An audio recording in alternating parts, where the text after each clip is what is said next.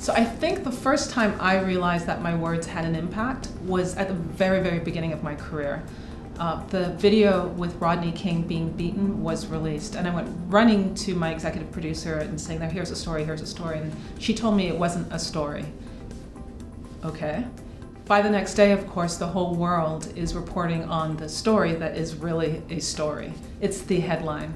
And so the next morning in our editorial meeting, the host said he wanted to interview the parish priest for the police officers involved, which I found shocking.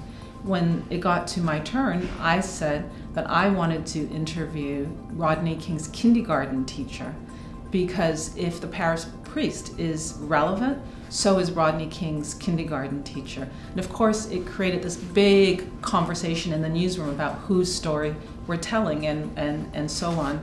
And I think it was that experience that made me realize I had a voice that people listened to and that I needed to speak up, and I really haven't shut up since.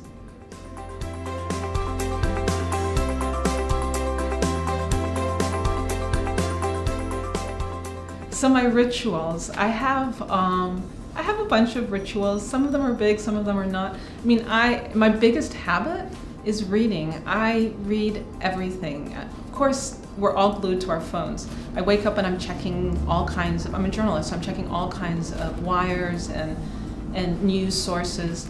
But I read all day, all the time. And when I'm not reading, I'm listening to podcasts. And I just feel like there's so much to know, and there's so little time, and I'm so curious, and I want to know more, that I just find myself constantly consuming information. So that's probably my biggest habit. And then other habits, I talk too fast, I think too fast, I move too fast, I try to do too much every day. So I have to stop myself, and I do that by consciously telling myself